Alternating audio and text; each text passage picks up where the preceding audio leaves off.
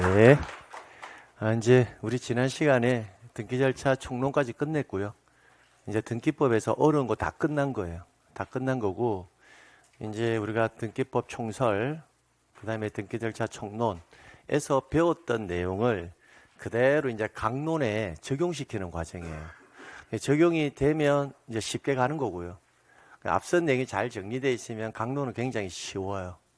그리고 이제 강론에서는 이제 총론에서 보지 못하는 내용도 있었을 거잖아요. 그죠? 그런 내용들 위주로 해서 이제 좀 정리를 하면 돼요. 근데 이 강론 파트는 대부분 다 뭐냐면 암기사항이에요. 암기사항. 특별히 뭐 이해를 요하는 것들이 거의 없다라는 거예요. 그래서 강론은 사실은 점수가 나오느냐 안 나오느냐의 문제는 암기가 되어 있으면 맞추고 암기 안 되어 있으면 틀린다라는 거예요. 대표적으로 이게 통상 몇 문제 출제된다고 있죠? 5문제죠. 우리 등기법이 총 12문항이거든요. 그 중에 5문제면 약 40% 비중을 차지한다는 말이잖아요. 그죠? 그럼 크게 이제 정리를 할 때 이제 소유권에 관한 내용과 이제 소유권 외의 권리가 이렇게 있을 건데 소유권에 관해서는 통상 2문제에서 3문제 정도가 출제되고요. 그럼 소유권 외의 권리는 기본적으로 뭐다? 2문제 정도 출제된다라고 보시면 돼요. 근데 소유권 외의 권리에서 가끔씩 3문제 정도가 출제될 수도 있거든요. 그래서 통상 작게는 4개, 많게는 6문항까지 출제된다라고 보시면 됩니다. 그러면 소유권 파트에서는요, 기본적으로 소유권 보존 등기와 소유권 이전 등기가 있겠다, 그죠? 그럼 소유권 보존 등기 하나, 소유권 이전 등기 하나. 그럼 기본 2문제가 되죠. 거기서 이제 공동 소유와 관련해서 나오면 몇 문항이다? 3문항 정도가 나와요.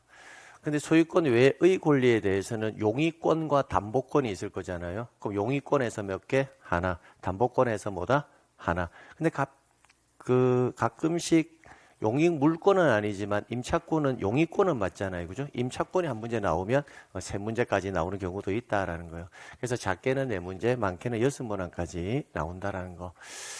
자, 그래서 이제 여기서 이제 하나씩 살펴볼 건데 요거 내용을 살펴보기 전에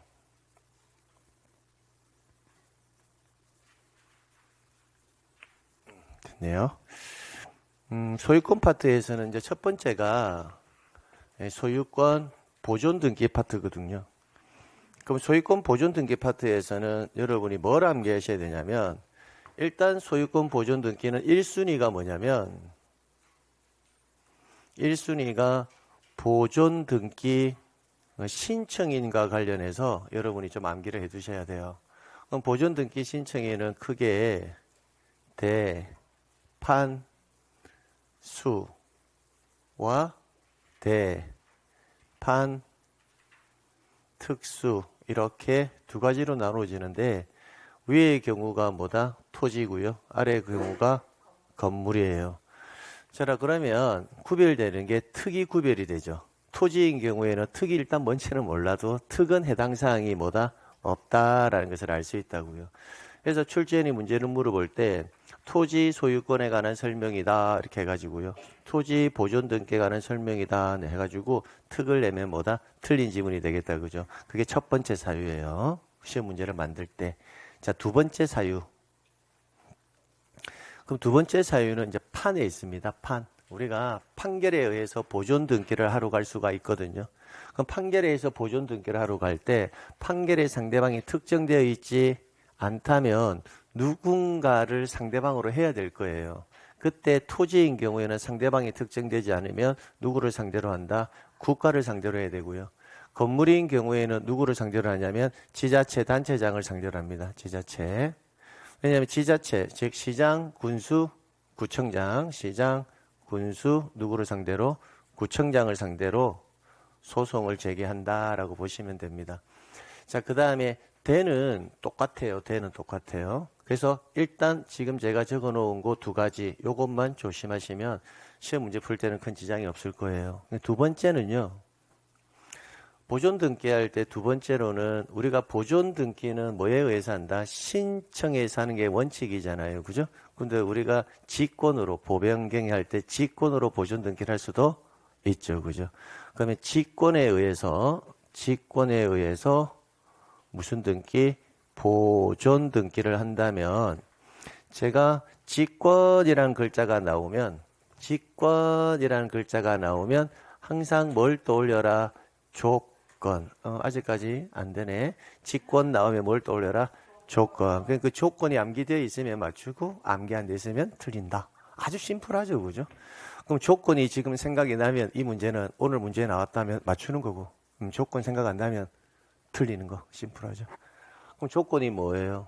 미등기 부동산에 대해서 반드시 법원에서 어떤 등기의 촉탁 시 경임이가 이 등기의 뭐다? 촉탁 시 이 조건이 성취되면 뒤에 뭐가 나온다? 직권 보존 등기 이렇게 나온다고요. 올해 시험 문제가 나온 게 이게 나왔잖아요. 미등기 부동산에 대해서 법원에서 임차권 등기 명령에 관한 뭐다? 촉탁시 이게 나왔잖아요. 그럼 뒤에 뭐가 나온다? 직권으로 보존 등기를 한다. 그게 올해 시험 문제 나왔거든요. 임차권에서 나왔어요. 임차권에서.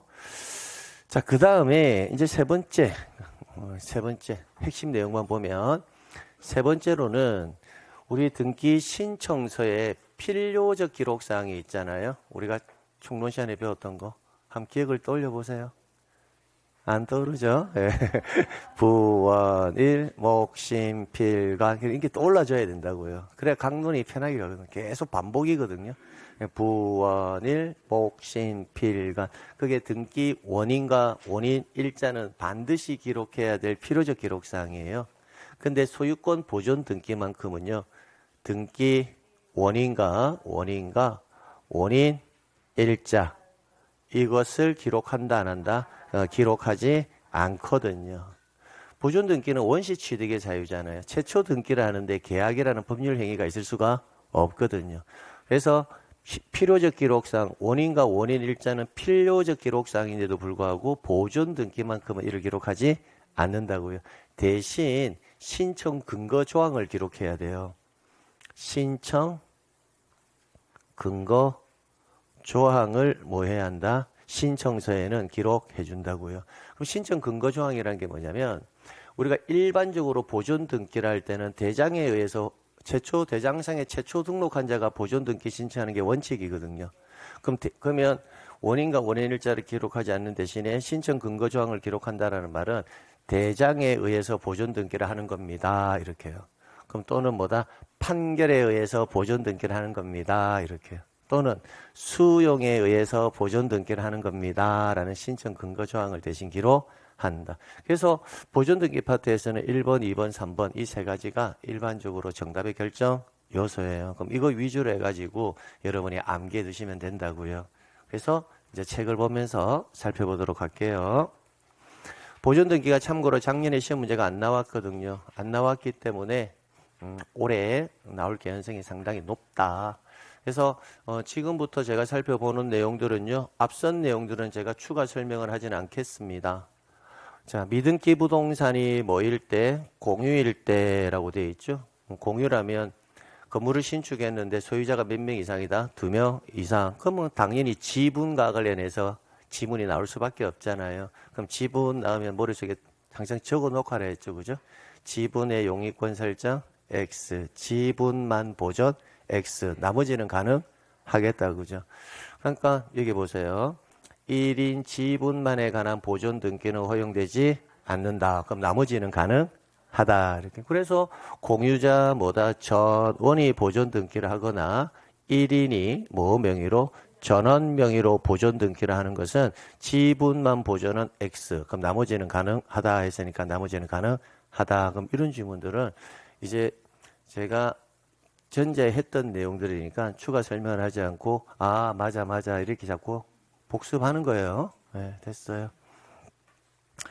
그 다음에 보존 등기를 하는 경우는 자 이게 부동산 자 미등기 부동산에 대해서 소유권에 대한 무슨 대한 등기 처분 제한 등기 촉탁에 의한 이 말 나오면 뒤에 뭐가 나온다? 직권 보존 이렇게요. 이때 처분 제한 등기의 대표적 사유가 뭐가 있다? 경임 이게 있다고요.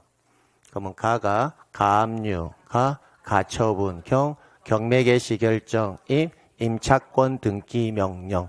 그러면 이 네 가지 등기들은 다 어디에서 촉탁을 하는 겁니까? 법원에서 한다고요.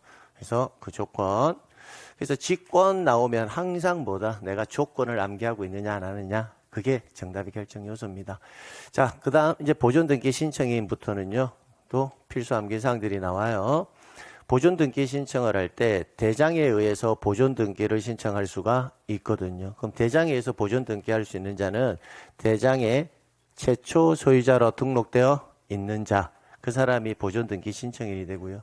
그럼 이 사람이 사망할 수 있잖아요. 그럼 사망하면 누가? 그의 상속인이 가능하고요. 그 다음에 그 밖에 뭐다? 포괄 승계인이 가능해요.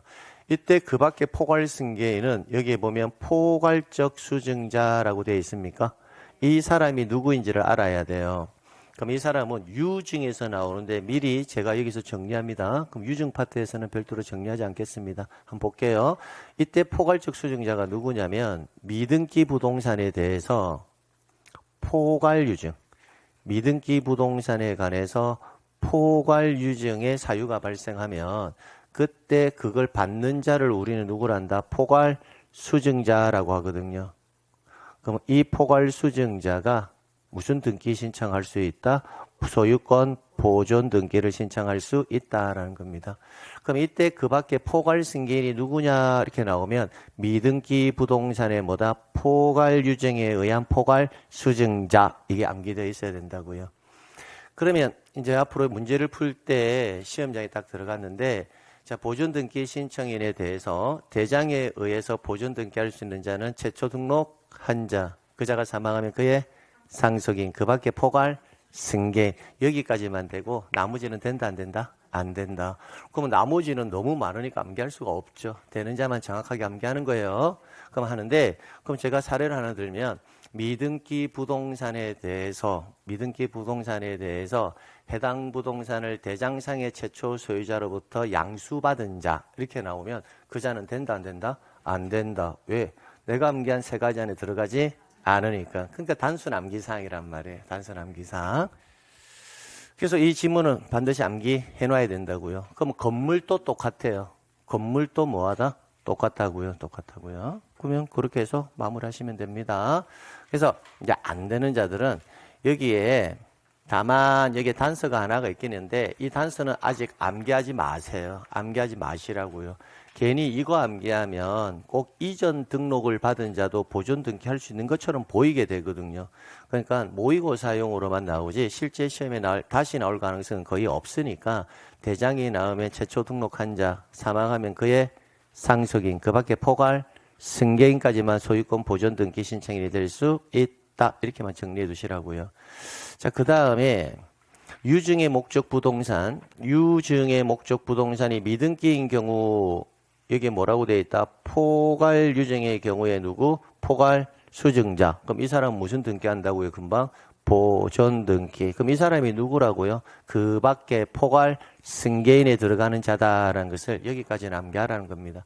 자, 그 다음 니은 볼게요. 기본서니까 뭐 이렇게 많이 적혀져 있는데 그렇게 다 가져갈 필요는 없고요. 그럼 판결에 의해서 자기의 소유권을 뭐 하는 자, 증명하는 자. 그럼 그 자도 뭐 할 수 있다? 보존 등기 신청인이 될 수 있다. 그럼 여기서 주의해야 될 거 하나 말할게요. 판결의 종류라고 되어 있는데 여기 무슨 판결이어야 한다? 확정 판결이어야 한다라고 되어 있죠. 그럼 확정 판결의 종류가 뭐가 있는지는 아셔야 된다고요.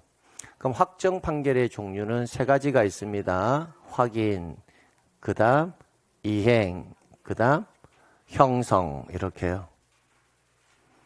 그럼 이 세 가지 판결, 확인 판결, 이행 판결, 형성 판결, 이 세 가지 판결을 묶어서 우리는 무슨 판결이란다? 확정 판결이다라고 하는 거예요. 그러면 다시 보세요. 판결에 의해서 자기의 소유권을 증명하는 자 보존 등기할 수 있다 했죠. 그때의 판결은 무슨 판결? 확정 판결이면 다 되거든요. 그럼 확정 판결이면 다 된다라는 말은 소유권을 증명하는 확인 판결도 가능하고 이행 판결도 가능하고 형성 판결도 가능하다, 이런 의미를 담고 있다고요. 그럼 시험 문제에 판결에 의해서 보존 등기를 신청할 수 있는 자는 소유권을 증명할 수 있는 확인 판결에 한한다. 이렇게 나오면 뭐다? X라고요. 확정 판결에 한한다. 이러면 O 이렇게 가겠지만, 그럼 확인도 되고 이행도 되고 형성 판결도 가능하다. 이제 그렇게 정리해 두시면 됩니다. 자, 그런데 자, 이쪽에 보시게 되면 이 경우 공유물 분할 판결에 따라 토지의 분필 절차를 거친 후에 보존 등기를 한다라고 돼 있잖아요. 그죠? 그럼 다른 거 생각하지 말고 공유물 분할 판결. 여러분이 등기법에서 알아야 할 형성 판결은요, 딱 하나밖에 없어요. 무슨 판결? 공유물 분할 판결이 뭐다? 형성 판결이다 라고 생각하면 돼요. 그럼 미등기 부동산에 대해서 공유물 분할 판결은 무슨 판결이니까? 형성 판결이니까 보존 등기 신청할 수 있다. 이렇게 가시면 된다고요. 자, 그 다음에 소유권 보존 등기의 말소를 명하는 판결이라고 되어 있죠. 이 말을 조금 더 편하게 제가 조금 삽입을, 글자를 좀 추가시켜 드릴게요. 소유권 보존 등기의 말소의 이행을 명하는 판결. 이렇게 읽으면 소유권 보존 등기 말소 이행을 명하는 판결. 이렇게 암기하면 이게 소유권을 증명할 수 있는 대표적인 무슨 판결이다? 이행 판결이다라는 것을 알 수가 있다고요.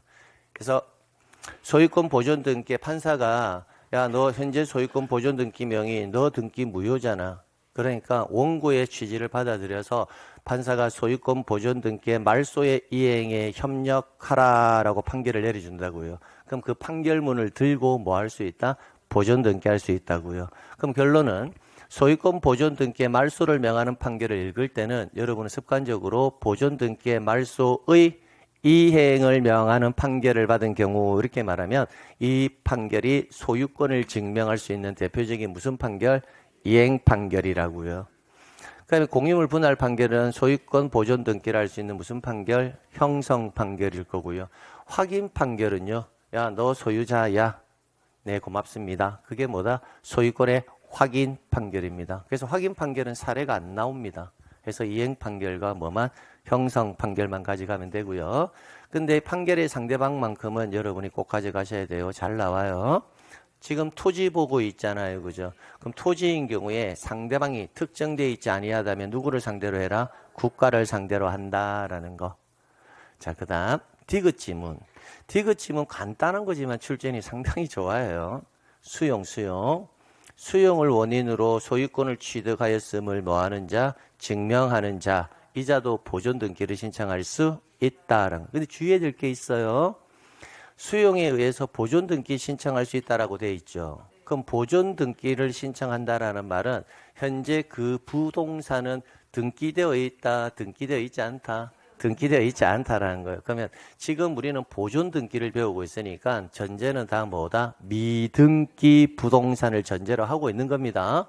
그래서 수용 같은 경우에는 미등기인 경우에는 사업 시행자 명의로 보존 등기를 신청하거든요. 그런데 등기가 뭐가 되어 있다? 되어 있는 부동산을 뭐 할 때는 수용을 할 때는 소유권 무슨 등기를 하냐면 이전 등기를 한단 말이에요. 그래서 수용에 의해서 소유권을 취득하였음을 증명하는 자는 미등기 상태에서는 뭐다? 보존 등기. 기등기 상태에서는 이전 등기라는 거. 그것 때문에 요 지문을 알고 가셔야 돼요. 미등기라면 무슨 등기 신청한다? 보존 등기. 기등기, 이미 등기되어 있는 상태라면 무슨 등기? 이전 등기를 신청한다. 이렇게 해서 여기까지 정리해 두시면 돼요. 근데 여기 특은 있어요? 없어요? 없죠. 그럼 특은 뭐냐? 건물에 관해서만 나오거든요. 그럼 지금 제가 체크한 내용들이 있잖아요. 건물에 똑같이 적용돼요. 토시 하나 안 틀리고. 토지 부분을 뭐로 바꾸면 된다? 건물로 바꾸면 됩니다. 그래서 따로 확인을 하지 않고 다만 차이가 있는 거 판결의 상대방. 토지인 경우에는 금방 누구를 상대로 한다 했죠? 국가잖아요. 근데 건물인 경우에는 누구를 상대로? 관할, 시장, 군수, 구청장을 상대로 한다라는 거. 이거 하나가 차이점이라고요. 토지는 누구를 상대로? 국가. 그래서 건물에 대해서 국가를 상대로 받은 판결을 을 가지고는 보존 등기가 된다, 안 된다? 안 된다라고요. 건물은 반드시 누구를 상대로? 시장, 군수, 구청장. 그 이유가 뭐냐면 토지에 관련된 최종적인 관리권자는 국가예요. 우리 지적에서 배웠잖아요. 모든 토지에 대해서 누가 국가가 조사 측량하여 이를 결정한다. 그때 국가가 누구다? 국토교통부 장관이거든요. 이렇게. 근데 건물에 관한 최종적인 관리권자는 누구다? 시장, 군수, 구청장. 우리 건물 지을 때 인허가 누구한테 받습니까? 시장, 군수, 구청장한테. 그래서 최종적인 관리권자를 상대로 해야 된다는 겁니다. 자, 그 다음에 이제 마지막이 이거예요. 이거. 특별자치도지사, 시장, 군수, 구청장의 확인에 의해서 소유권을 증명하는 자. 그럼 이 자는 누구만 된다? 건물의 경우로 한정한다. 이렇게요. 그래서 이 질문 잘 물어본다고요. 그럼 얘를 출제위원이 특별자치도지사의 뭐에 의해서?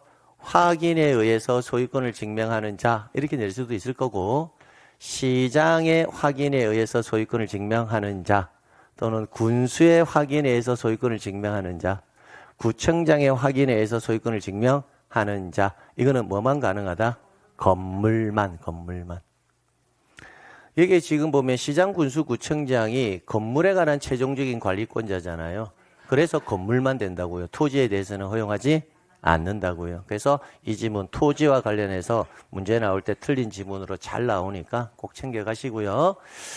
자, 그 다음 이제 지금 제가 체크하는 내용만 가져가시면 돼요. 제가 체크하지 않는 내용은 여러분이 그냥 읽어보시면 되는 거고, 체크하지 않는 내용까지 암기하려면 공부 못해요. 제가 체크하는 부분만 탁탁 암기하면 된다고요. 그 다음에 신청 정보에는 일반적 기록사항 위에 뭘 기록하라? 신청 근거 조항을 기록하는데 등기 원인과 연, 월, 일은 이를 기록한다, 안 한다? 안 한다라는 겁니다.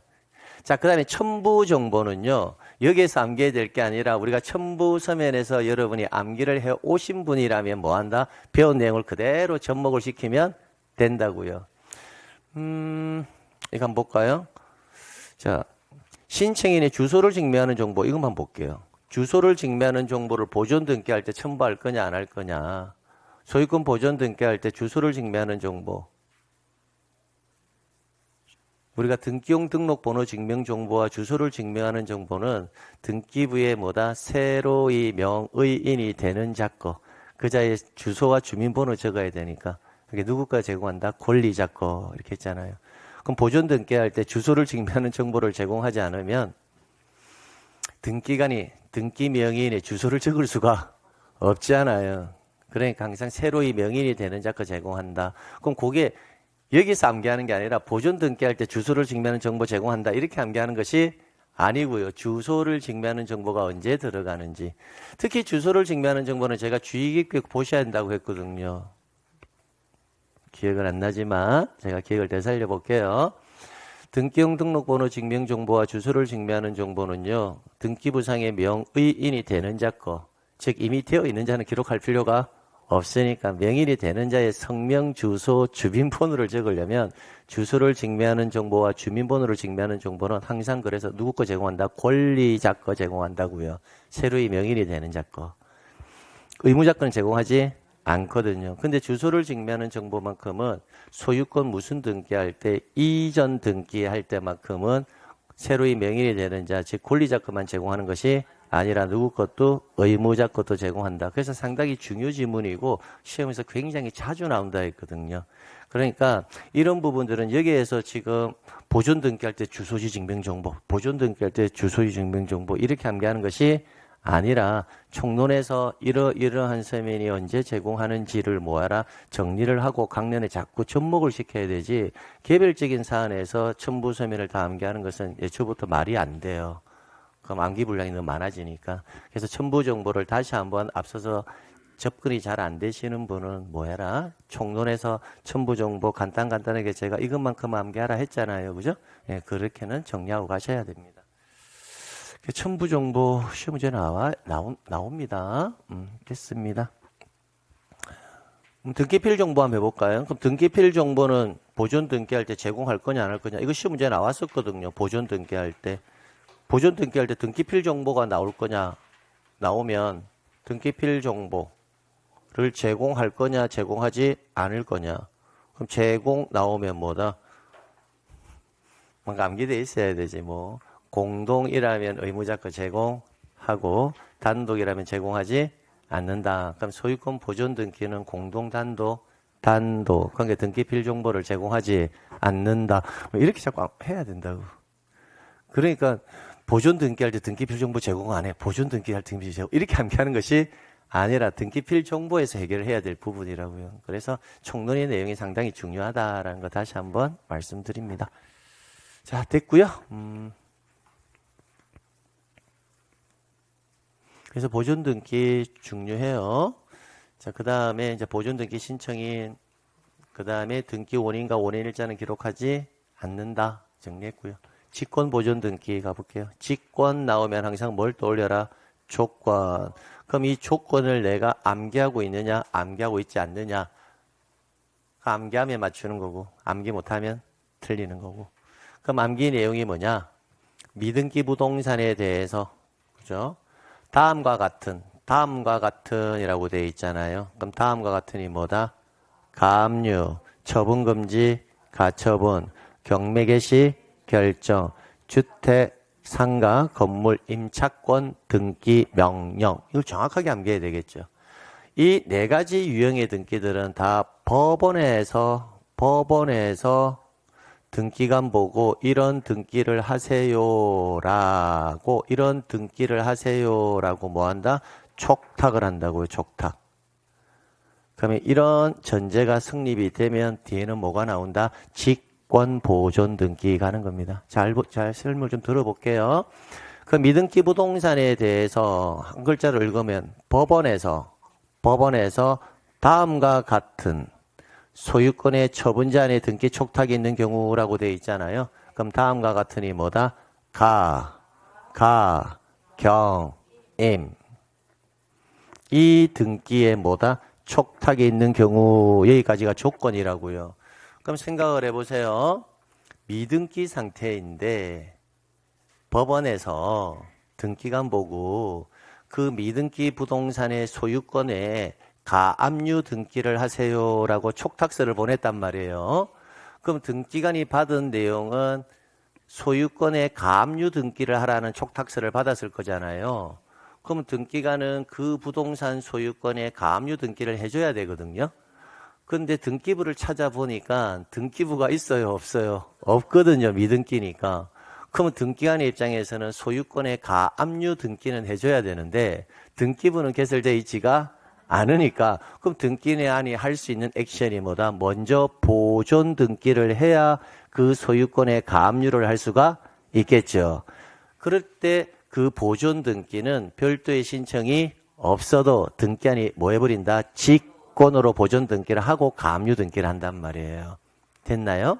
자, 그러면 등기관이 어떤 유형의 등기에 촉탁이 왔을 때 이 등기, 지금 이 네 가지 유형의 등기 보세요. 그러한 등기를 뭐 하기 위해서 실행하기 위해서 먼저 등기관이 직권으로 보존 등기를 하여야 한다. 그래서 보존 등기를 하고 가압류를 한다고요. 그러면 이렇게 한번 해볼게요. 제가 사례를 한번 보여드릴게요. 그럼 X부동산의 건물을 갑이라는 사람이 건물을 뭐 했다? 신축을 했다고요. 현재 무슨 상태다? 미등기 상태라고요. 그러면 보존 등기가 되어 있지 않은 이 상태에서 법원에서 이 갑 소유권에 대해서 가압류 등기를 하세요라고 촉탁서가 왔단 말이에요. 그러면 등기관이 가압류 등기를 해줘야 되거든요. 갑 소유권에. 등기부를 찾아보니까 뭐가 안 돼 있다? 등기부가 개설되어 있지 않죠. 그러면 가압류 등기를 하려면 등기관은 먼저 소유권 무슨 등기? 보존 등기를 해야 뭐 할 수 있다? 이 소유권에 가압류를 할 수가 있잖아요. 그래서 이 보존 등기를 먼저 뭐 한다? 직권으로 하고 그 소유권에 뭘 하는 거다? 가압류 해서 가압류권자를 이렇게 적힌다고요. 그러면 이 보존 등기는 어떻게 한 거고? 직권으로 한 거고, 가압류 등기는 법원에서 등기관 보고 하라 한 거였잖아요. 그럼 가압류 등기는 법원의 뭐에 의해서 촉탁에 의해서 실행되는 등기고, 보존 등기는 원래 신청인데 이런 조건이 성립이 되면 어떻게 한다? 직권으로 보존 등기를 한다. 이 구조란 말이에요. 됐나요? 그러면 나중에 가압류의 원인이 없어질 수도 있잖아요. 그죠? 가압류의 원인이 없어지면 뭘 말소하면 된다? 가압류 등기만 말소하면 되지 보존 등기까지 말소하는 것은 아니다. 그러면 이런 내용들이 이제 응용 지문으로 만들어진다고요. 그래서 꼭 기억해 주셔야 됩니다. 자, 이거 한번 볼게요. 미등기 부동산이에요. 체납 처분에 의한 압류 등기 촉탁이 있답니다. 그럼 체납 처분, 압류 등기 촉탁은 체납 처분청에서 했겠죠. 그럼 미등기 부동산에 대해서 자 봐봐요. 갑이 세금을 체납했겠죠. 갑 소유권에 대해서 체납 처분청에서 갑 소유권 뭐해라? 압류해라라고 촉탁서가 날라왔다고요. 그럼 등기하는 그 압류 등기를 하기 위해서라면 먼저 뭐부터? 보존 등기부터 해야 될 것처럼 느껴지잖아요. 그런 건 절대 해서는 안 된다고. 왜? 반드시 법원에서 경, 임 이 네 가지 등기 촉탁 시에만 등기관이 그 등기를 하기 위한 전제로서 직권으로 보존 등기를 한단 말이에요. 그러니까 그러한 비슷한 절차가 나온다 하더라도 이 네 가지가 아니면 직권으로 보존 등기를 할 수가 없어요. 그럼 어떻게 한다? 등기관은 어떻게 한다? 해당 등기는 미등기 상태이므로 압류 등기를 할 수가 없습니다라고 뭐 한다? 각하를 해버리지 보존 등기는 하지 않는다고요. 제가 여기서 여러분에게 강조드리고 싶은 말이 이 말이에요. 등기관이 있잖아요. 갑구나 을구를 손을 대고 있다라는 말은요. 당사자가 아무런 등기를 신청하지 않았는데도 불구하고 등기관이 갑구와 을구에 손을 스스로 댄다라는 게 직권이거든요. 갑구와 을구의 글자 하나만 잘못 적어도요. 권리관계에 엄청난 변화가 발생합니다. 그러니까 등기관은 자기 임의로 갑구와 을구의 권리 등기에 손을 대서는 안 된다고요. 등기부에 등기관이 여러분이 신청도 없는데 등기관이 등기부를 지워버린다고 생각해 보세요. 여러분의 소유권 이전 등기를 등기관이 지워버린다. 말소를 한다. 직권으로. 그 여러분 소유권의 등기부상이 없어지잖아요. 이렇게 어마어마한 일이 일어난단 말이에요. 그래서 직권에 의한 등기는요. 반드시 법률에 굉장히 엄격한 요건과 절차를 요구한다고요. 그래서 직권에 의한 등기를 암기할 때는 반드시 정확하게 암기해야 돼요. 비슷한 것을 항상 내거든요. 그러니까 이런 지문들. 미등기 부동산에 대해서 체납 처분에 의한 압류 등기에 촉탁이 있는 경우 맞네. 압류 등기에 촉탁이 있으니까 보존 등기를 해야 되는가 보다. 이런 느낌이 들거든요. 근데 이때는 직권으로 보존 등기는 할 수가 없고라고 되어 있잖아요. 할 수 있는 경우는 뭐밖에 없다? 가가 경행. 그래서 다시 한번 강조드립니다.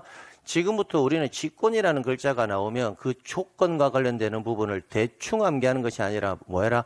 정확하게 암기해야 한다. 그럼 정확성을 기할 때는 항상 앞에 주어 법원에서 보다 가가 경임 등기 촉탁이 있는 경우 이렇게 정확하게. 그럼 가가 경임이 뭐야? 그러면 가압류, 처분금지, 가처분, 경매 개시 결정, 임차권 등기 명령. 그럼 이렇게 하면 돼요, 안 돼요? 임차권 설정 등기를 촉탁한 경우 이렇게 나오면 된다, 안 된다? 안 돼요. 임차권 설정 등기와 임차권 등기 명령은 다른 거거든요. 그러니까 정확하게 암기하라는 것을 다시 한번 말씀드립니다. 됐고요. 자, 그다음 등기 실행 바로 가볼게요. 등기 실행. 자, 등기 실행에는 뭐 크게 볼 게 없습니다. 여기에 보면 이게 1월 이내 사용 승인을 받지 않는 사실이 기록에 한 말소 등기를 신청한다. 이게 1월이라는 글자가 나와 있는데 과거에 딱 한 번 나온 적이 있습니다. 딱 한 번. 딱 한 번 나왔다는 거는 뭐다? 틀려라라고 되었던 지문이거든요. 그래서 이런 지문은 집어넣어놨지만 과거에 기출로 나왔기 때문에 집어넣은 것이지 필수 암기사항은 아니에요. 우리는 정작 뭘 암기해야 됩니까? 등기 신청 의무와 관련해서는 등기법상의 신청 의무인 부동산 표시의 변경 등기와 멸실 등기는 몇 월? 1월. 소유권 이전을 내용으로 계약을 체결했다면 며칠? 60일. 그죠? 청론 시간에 했잖아요. 신청 의무. 그거 정도만 가져가시면 되지. 그 이상 추가로 가져갈 필요는 없다. 그거 말씀드리려고 하는 거고요. 구분 건물. 2번 지문은 구분 건물이라 알아야 되는데 구분 건물은 제가 하나의 섹터를 묶어가지고 통합적으로 정리를 해 드릴 겁니다. 구분 건물은. 그래서 구분 건물은 과거에는 출전이 상당히 조금 한 문제 틀려주세요 할 때 내는 문제였는데요. 근래에 들어서 구분 건물이 거의 가능성이 뭐한다? 떨어지고 있어요. 한 지문 정도나 두 지문 정도만 나오지, 제가 작년까지는 구분 건물을 상당히 비중 있게 다뤄왔거든요. 근데 출전이 요즘 구분 건물을 크게 잘 안 내요. 그래서 한 지문 아니면 두 지문이기 때문에 구분 건물은 제가 한꺼번에 모아서 정리를 할 겁니다. 참고로 구분 건물은 출전이 문제를 낼 때 항상 문제를 낼 때 키워드가 있어요. 구분 건물의 반대말은 일반 건물이거든요. 일반 건물. 구분 건물의 반대말은 뭐다? 일반 건물이라고 보면 돼요. 일반 건물은 그냥 단독주택이 있죠? 단독주택이 일반 건물. 아파트도 있죠. 건물 중에. 아파트를 뭐다? 구분 건물. 그럼 일반 건물은 이런데 구분 건물은 이래. 이런 지문들만 출전이 낸다고요. 쉽게 말하면 구분 건물은 나중에 일반 건물에 관한 등기를 지금 배우고 있잖아요. 지금 제가 강의하는 것은 다 구분 건물을 기준으로 하는 것이 아니라 그냥 여러분이 단독주택 있잖아요. 그걸 기준으로 제가 강의하고 있는 거거든요. 그럼 쉽게 설명하면 일반 건물은 여러분이 단독주택이 있잖아요. 건물만 처분이 가능하거든요. 토지만 처분이 가능하거든요. 근데 아파트는요, 건물만 처분할 수가 없도록 해놨습니다. 그게 일반 건물과 또 구분 건물의 뭐다? 차이점이에요. 이렇게 되겠죠? 그리고 일반 건물은요, 표제부가 한 장이거든요. 근데 아파트는 표제부가 몇 장이다? 2장이에요. 1동 건물의 표제부가 있고 1층 101호 전유 부분의 표제부가 있기 때문에 일반 건물은 표제부가 몇 장? 1장. 구분 건물은 표제부가 2장. 그러면 왜 이거는 1장이고 이거는 2장이냐? 그게 차이점이 있잖아요. 그럼 그 차이점에 대해서 출전이 물어본단 말이에요. 그러니까 기본적으로 구분 건물은 일반 건물에 관해서만 여러분이 정확하게 알면 일반 건물은 이런데 구분 건물은 이래, 이렇게 정리가 가능한 부분이라고요. 그래서 구분 건물은 따로 제가 나중에 여러분에게 정리를 해 드릴 거예요. 자, 이렇게 마무리가 되었고요. 자, 볼게요. 이거 한번 보셔야 됩니다. 가압류 등기 촉탁으로 등기한이 직권으로 보존 등기를 한 경우, 그럼 이 말이 이제 무슨 말인 줄 알았다고요. 지금 현재 뭐다? 미등기 부동산에 대해서 법원에서 가압류 등기 촉탁서가 왔고, 그러면 그 가압류 등기를 하기 위해서 먼저 등기한이 뭐 한다? 보존 등기를 했구나. 이제 이렇게 판단이 서야 되고. 그러면 이때 가압류 등기에 말소 촉탁이 있다라고 되어 있잖아요. 그럼 가압류 등기 말소 촉탁이 있으면 뭐만 말소하면 된다? 가압류 등기만 말소하면 되지 보존 등기까지 말소해서는 안 된다라는 거예요. 그럼 보존 등기는 말소하지 않는다. 그러니까 이런 지문들은 직권에 의한 등기가 어떤 구조에 의해서 되는지를 좀 절차를 알고 가면 좋아요. 이 말은